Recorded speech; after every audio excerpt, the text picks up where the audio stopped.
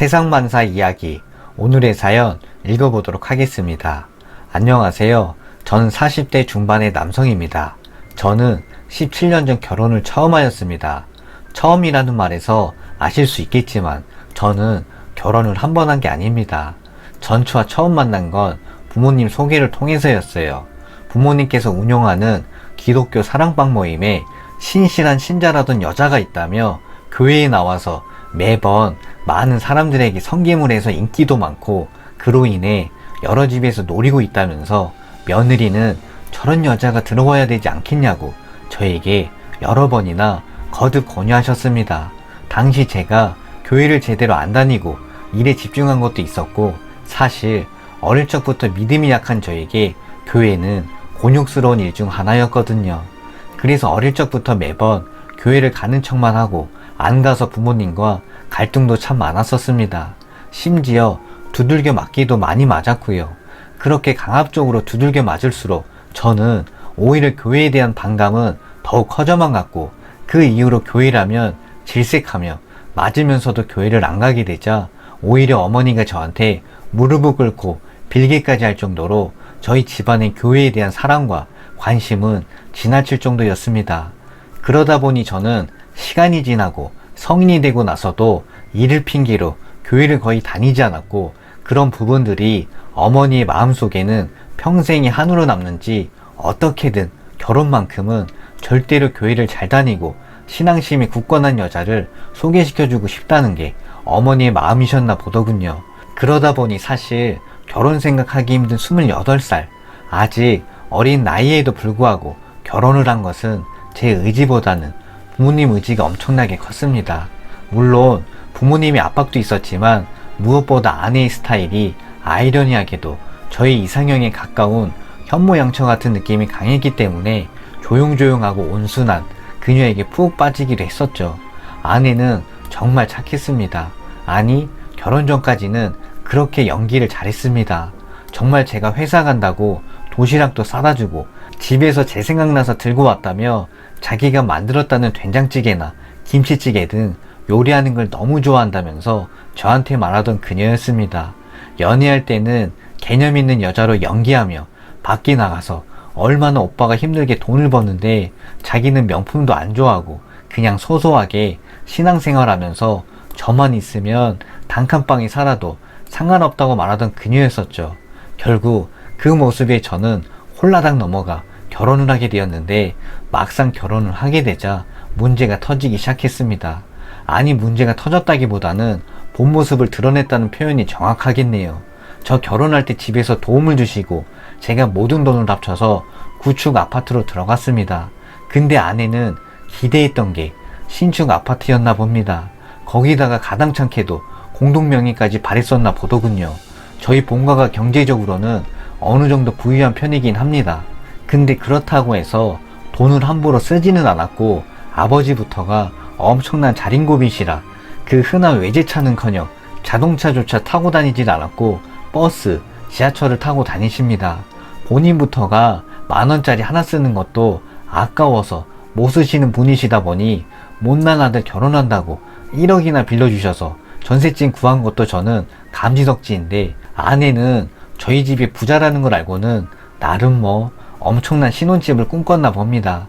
한편으로는 웃기기도 한 게 저희 본가집은 유명한 주상복합에 살고 있습니다만 원래는 진짜 방도 오래된 구식 빌라에서 살다가 어머니가 아버지의 의견을 듣지 않고 아파트를 사시면서 어쩔 수 없이 주상복합으로 이사 온 거였지 아버지는 현재 살고 있는 집 역시 관리비도 많이 나가고 쓸데없이 집만 넓다고 엄청난 불만이셨거든요. 그런 아버지가 돈을 줘야 집을 사는데 주상복합이라 애초에 처음부터 말도 안 되는 꿈에 빠졌었던 거였죠. 급기야 결혼하고 나서 처음에는 좋은 말로 시작하더군요. 우리 언제까지 이런 전셋집에 사느냐면서요. 그래서 제가 말하길 아니 우리 형편에 이런 전셋집이 어디냐고 했더니 그제서야 불만을 드러내며 그래도 이건 너무하지 않냐고 돈 많이 벌어서 뭐 하시냐고 자식들 좋은 집도 사주고 그래야지 오빠가 집에 아무 말도 안 하니까 이런 데다가 집을 해준 거 아니냐고 따지길래 제가 너무나도 어이가 없어서 아니 돈은 우리가 맡겨놨냐고 1억이란 돈도 받은 게 어딘데 그런 소리라냐면서 말하였고, 추가로 제가 그렇게 생각이 든다면 아내 보고 자기 집 가서 돈 받아서 오라고 했습니다. 그 돈으로 그럼 좋은 아파트 들어가자고요.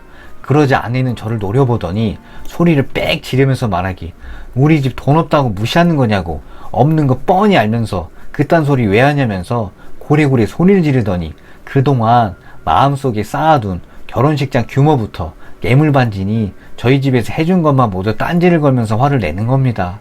진짜 어이없는 게 아내는 결혼할 때 혼수랍시고 해온 게 평생 일 한 번 안 해서 처가에서 1,000만원 들고 왔습니다. 저는 제가 벌은 돈이랑 해서 2억 4천만원 대출까지 만들어서 전셋집을 구했던 거고요. 뇌물반지 따지기 전에 너부터 혼수 제대로 해오던가, 우리가 한 거에 비하면 본가에서 해준 게 얼만데라고 말하자 갑자기 물건을 집어던지면서 무시무시한 욕설을 내뱉는 겁니다. 저는 순간 너무 놀라서 아내를 쳐다보자 뭘 보냐고 또 욕을 하는데, 와, 그동안 보아왔던 모습과는 전혀 차원이 다른 모습에 너무나도 어이가 없더군요. 그래서 제가 대답을 피하고 나가자 전화에 문자로 온갖 욕설을 다 적어서 보내기 시작하는데 치가 떨리기 시작했습니다. 그 뒤에는 또 어느 정도 화가 풀렸는지 언제 그랬냐는 듯 웃으면서 평상시 모습으로 돌아왔는데, 저는 그게 더욱 소름이 돋더군요. 이걸 어떻게 해야 할지 진짜 머리가 아파왔습니다. 결혼 전에 이런 모습을 알았다면 모를까 이미 혼인신고도 모두 끝마쳤는데, 이런 여자였다니 하면서 이 여자는 자격지심 덩어리인지 제가 무슨 말만 하면 언제나 꼬투리 잡아서 공격하기 시작하더군요. 예를 들어서 제가 사과를 들고 오다가 실수로 떨어뜨려 다시 주워서 깎고 있으면 일부러 자기한테 더러운 사과를 먹이려고 떨어뜨렸다는 등의 개소리를 하거나, 드라마를 보다가도 악녀 역할을 하는 여자가 나와서 제가 개념 없는 여자네 라고 말하면 지금 자기한테 하고 싶은 말을 저 여자한테 하는 거였냐며 갑자기 화를 내는데, 여기서 한번 화를 내면 그냥 웃고 넘기는 수준이 아니라 욕을 달고 삽니다. 그렇다 보니 제가 참다 너무 화가 나서 진짜 뺨 한 대 때리기 직전까지 폭발하려고 하자 아내는 경찰에 신고할 거라는 말에 저도 이성이 돌아오더군요. 농담이 아니라 정말 때리고 싶을 정도입니다.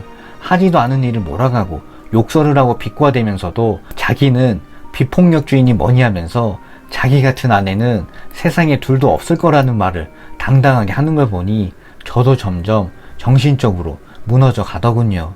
결국 제가 먼저 집을 나왔습니다. 우리 그냥 이혼하자면서 아내에게 서류만 보내자 아내는 저에게 다른 여자가 생긴 거라면서 처가까지 몰려와서 쇼를 해댔고, 결국 그 자리에서 그동안 아내가 저한테 해왔던 욕설과 문자 내역들을 저희 부모님과 처가 식구들 다 보는 앞에서 싹 다 공개하자 저희 아버지가 어찌할 바를 모르며 화가 머리끝까지 치밀어 오는 걸 보았습니다. 그동안 부모님께는 그냥 아내와 성격차라고 있었고, 저한테 다시 아내를 잘 구슬려서 만나보라고 하던 부모님이셨는데, 제가 온갖 입에 담기도 힘든 욕들을 일상에서 아내에게 듣고 사는 줄은 상상도 못하셨던 거죠. 장모는 그걸 보고도 저한테 한다는 소리가, 자네가 얼마나 우리 딸한테 못되게 굴었으면 우리 착한 딸이 그런 소리를 입에 담았겠냐는 말에 저도 눈이 돌아갔습니다. 그리고 소리쳤습니다. 어디서 쓰레기 같은 년 팔려고 그러냐고. 이 정도면 집에서도 이 짓거리를 한두 번 한 게 아니었을 텐데 부모한테는 욕 안 했는지 모르겠다고. 내가 잘못한 건지 당신 딸이 잘못한 건지는 부모인 당신들이 더 잘 거라고. 나한테 시집와서 저렇게 변했다는 헛소리는 그만두고 이혼 안 할 거면 이 내용까지 다 해서 저는 정신적 위자료 청구하고 소송 또한 걸 거라고 하자 갑자기 날뛰는 장모와 아내를 말린 장인이 저희 부모님께 고개 숙여 사과하고는 나가더군요. 그렇게 전처와는 합의 이혼을 하였습니다. 근데 아니나 다를까 나가면서 저희 살던 신혼집에 온갖 성질을 다 부려놨더군요. 식기나 가구까지 어떻게 다 때려 부셨는지 모르겠는데 창문도 다 깨부셔놓고 신혼 물품들도 다 박살내고는 자기가 사온 건 싹 다 챙겨서 나갔습니다. 바닥까지도 망치로 부셔놔서 그 돈 청구한다고 제가 씩씩거리고 있자 아버지께서 저에게 미안하다며 그냥 그런 년이랑 두 번 다시 얽히지 말라고 말하고는 그 돈 전부 다 아버지께서 배상하셨습니다. 그 뒤로 아버지는 제가 돈 때문에 여자한테 그런 소리나 들으면서 참고 살았다는 게 안타까웠는지 생전 돈 한 푼 안 쓰시던 아버지께서 외제차 한 대와 그 당시로도 8억이 넘는 고급 아파트 한 채를 제 명의로 증여세까지 다 내고 해주셨습니다. 그러면서 저에게 말씀하시길 자기가 소개해준 여자 때문에 제 인생이 망쳐버린 것 같아서 너무나도 미안하다고, 재혼이라는 게 말처럼 쉽지가 않으니 조건이라도 좋아야 되지 않겠냐며 사주신 거였죠. 그러면서도 아버지는 여전히 시장 나가서 10,000원짜리 하나 쓰는 것도 어려워하시는 걸 아니까 저는 참 고맙고도 죄송하고 그랬습니다. 그 뒤에 새로운 여성분을 만나 현재 아이까지 낳고 아주 잘 살고 있었습니다만, 제 결혼이 신호탄이 된 건지 잘 모르겠습니다만 아버지께서 먼저 고혈압으로 돌아가셨고 얼마 지나지 않아서 어머니까지 작년에 암에 걸려 돌아가셨습니다. 그런데 어머니 장례식장에 갑자기 전처가 나타난 겁니다. 정말 이혼하고서는 10년이 넘도록 소식조차 한번 들어본 적이 없었는데 이렇게 갑자기 나타나서는 어머니 하면서 서럽게 우는데, 이걸 나가라기도 그렇고 현재 아내 눈치도 보이고 참 난감한 상황이었습니다. 그리고는 자기를 딸처럼 자기를 아껴주셨다며 자기도 발인이랑 입관식을 다 보고 싶다고 말하더군요. 아내는 배포가 크게도 전처가 그렇게 행동하는 게 불편했지만 허락해주자고 말했습니다. 사실 전처와 결혼할 때 저희 어머니가 전처를 진짜 좋아했었거든요. 우리 아들 꼭 신앙심 좀 제발 좀 가지게 해달라면서 딸처럼 아껴주면서 자기한테 친딸이 생긴 것 같다고 할 정도로 너무나도 좋아했던 게 기억이 나서 저 역시 그래도 저희 어머니 기억해주는 사람이 한 명이라도 더 있는 게 어딘가에서 그냥 넘어갔었죠. 그렇게 장례식을 치르고 얼마 지나 어느 날 어머니 무덤이 파헤쳐졌다는 소식을 듣게 됩니다.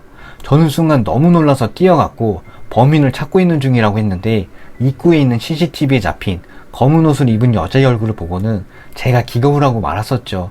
바로 전처였습니다. 하늘이 정말 노랗게 변하더군요.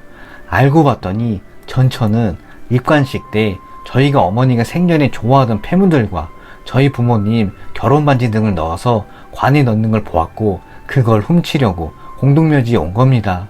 그것도 자기가 재혼한 남편과 함께요. 그러나 그 깊이가 고작 여자 하나, 남자 한 명이서 파기에는 너무 깊이 묻어 있었고 끝내 무덤을 파헤치다가 힘이 빠져서 포기하고 달아난 거였습니다.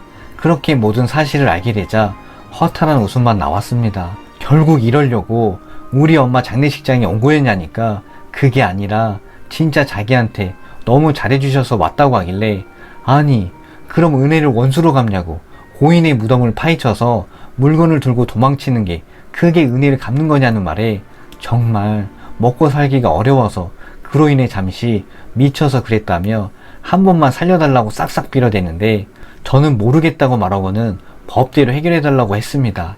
결국 그녀는 분묘 발굴죄로 감옥에 들어가게 되었습니다. 그 뒤로 전처의 식구들이 저에게 와서는 모자란 딸년이니 지금 감옥 가면 애들도 큰일 난다고 하는 등의 이야기를 했지만 저는 용서하고 싶은 마음이 전혀 없더군요. 결국 제 손으로 그 인간만도 못한 짐승에게 엄마의 영원한 안식처를 훼손하게 만든 것 같아서 마음이 참으로 착잡하네요. 세상만사 이야기, 사연의 내용은 여기까지입니다. 오늘도 영상 봐주셔서 대단히 감사합니다.